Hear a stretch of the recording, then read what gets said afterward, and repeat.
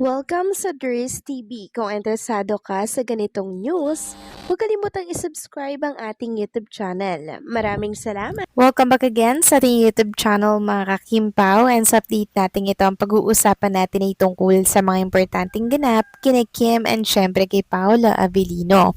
So pag-uusapan natin sa update na to ay may kaugnayan nga po sa nakita nating picture ni Paula Avellino mga kakimpaw na kung saan parang naniningin po siya ng parang stroller ata or baby car seat mga kakimpaw. So mamaya ipapakita ko na lamang po sa inyo ito. Mula rin po ito sa isang account mga kakimpaw na mamaya ay babanggitin din po natin. Pero bago natin pag-usapan ng tungkol dito, maraming salamat po sa inyong patuloy na pag-support at pagsubaybay sa mga daily update natin. Kaya naman bilang pasasalamat, narito po ang isang napili kong komento patungkol ito sa naging previous update. Mula ito kay Ginang Nenita, sabi niya, Dres, hindi nyo ba na-gets?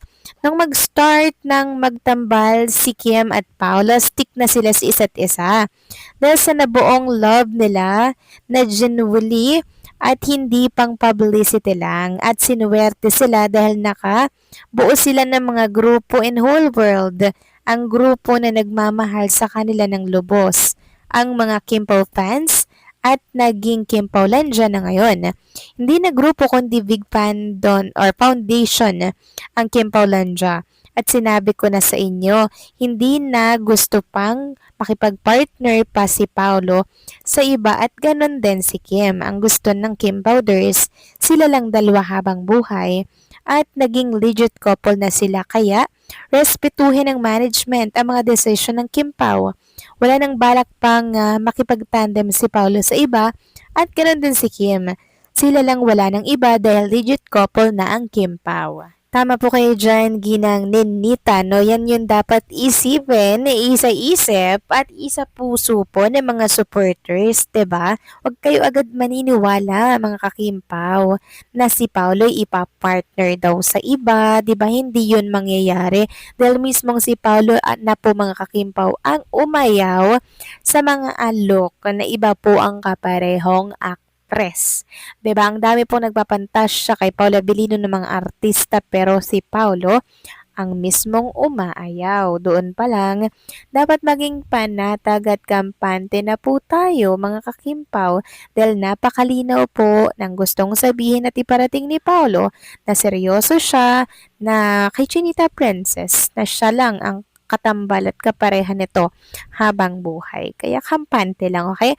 So maraming salamat po sa inyong komento. God bless po at mabuhay kayo. So eto na nga, pag-usapan na natin mga kakimpaw, mga topic na nakalap natin sa update na to. At unahin na nga nating pag-usapan ang tungkol naman po dito sa ginagawang pagboto po. Still patuloy, continuous para po dito mga kakimpaw sa another nomination ni Chinita Princess and Paolo. Still, ranking number 1 pa rin po sa botohan si Chinita Princess. So nangangamoy panalo na naman po ito. Kaya advance congratulations Kim Chu dahil hindi ka talaga pinapabayaan ng mga solid supporters, lalo na ang mga Kimpaw fans. Samantalang kanina, present na namang muli si Chinita Princess mga kakimpaw kahit na umulan, bumagyo, umaraw man yan or what, magkalindol man, present pa rin talaga, no? Talagang wala pong makakapigil sa mga gusto ni Chinita Princess mga kakimpaw. Talagang nothing can stop Chinita Princess. And syempre, unang-unang napansin na naman ng mga Kimpaw fans at supporters, blooming na naman ni Chinita Princess at as usual, nakadress na naman po ang Chinita Princess natin mga kakimpaw. Napaghahalataan daw tuloy ng mga fans na bakit panay ata ang pagdadress daw ni Chinita Princess. So pag hindi daw dress mga kakimpaw, naka miniskirt or naka-loose po ng kanyang top, no? So bakit nga kaya? Marahil ay gusto lamang pong maging komportable or gusto makakilos ng maayos itong si Chinita Princess. Sabi kasi dito sa napanood natin na vlog, bakit kayo hindi na nagsusot si Kimi nang labas ang tiyan? Ayan mga kakimpaw, credit po sa may-ari mismo ng na yan, na screenshot na yan. Then meron din tayong nakita na picture na ganito mga kakimpaw na kung saan nakahawak po si Paulo sa tummy ata ni Chinita Princess. Pero parang AI lamang ito, AI generated lang to mga kakimpaw. Pero credit po ha sa may-ari mismo ng picture na to. Ipapakita ko lamang po sa mga viewers natin sa hapong ito nang sa ganun ay maging masaya sila. Although hindi ko alam kung legit ba to or AI generated pero masaya tayo mga kakimpaw. Totoo man ito or hindi. And then, eto pa nga, may nakita pa tayong ganito mga kakimpaw na kung saan nasa isang mall nga si Paula Virino ata to mga kakimpaw. Tapos naniningin po siya ng parang stroller ba to or baby car seat yung nilalagay po sa sasakyan. Tapos dun po nakasakay yung baby para hindi siya maalog mga kakimpaw. So parang yan ata yun mga kakimpaw, no?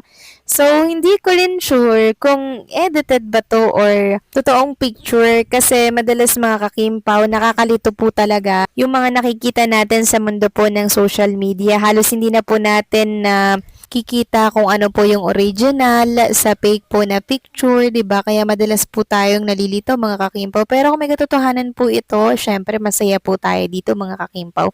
Pero unahan ko na po kayo, posibleng AI edited lamang itong picture na nasa mga screen po ninyo mga kakimpaw kasi wala po talaga ako nakikitang ganito na picture sa totoong buhay mga kakimpaw. I mean, sa totoong buhay ni Paula Vilino, nagpunta siya dito mga kakimpaw para maningin or mamili po ng mga baby stroller na yan or what mga kakimpaw. Diba? Hindi natin sure kung ito ba ay legit na picture ni Paulo Avellino. So, pansin nyo din ba mga kakimpaw na madalas na rin po ang pagsusuot ni Chinita Princess ng mga dress. Although, binasag niya na naman po yung tungkol sa mga issue, pero ang nakakapagtaka daw is bakit wala na daw pong pa crop top si Chinita Princess sa ngayon mga kakimpaw. Marahil, yun ay dahil sa puso niya, 'di ba? Tinatago niya yung puso niya kasi nga nitong mga nakaraan hindi na po siya nakakapag-gym. Sobrang busy kasi ni Chinita Princess sa kanilang shooting ni Paula Virino para po yan sa upcoming movie nila sa Metro Manila Film Festival. So yun marahil yung dahilan kung bakit wala munang pa-crop top ngayon si Chinita Princess. Dahil medyo mapuson po si Kimi ngayon mga kakimpaw. Kaya sa ngayon, tinatago niya na lang po muna itong kanyang alagang puson mga kakimpaw. Para nga naman hindi na po ito mag-cause ng mga speculation sa mundo po ng social media. Kaya mainam po na itago na lang ito para din po sa katahimikan ng lahat. Pero sa totoo lang mga kakimpaw, isa po ako sa napakasaya kung may katotohanan itong mga lumalabas po na balita tungkol kay Chinita Princess, 'di ba? Kasi syempre hindi na po siya bagets, hindi na siya bata mga kakimpaw para po pagbawalan na mangyari po ito sa kanya.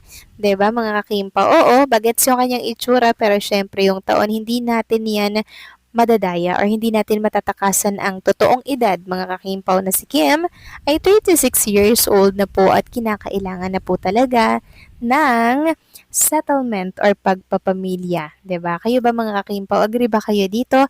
Please comment down below.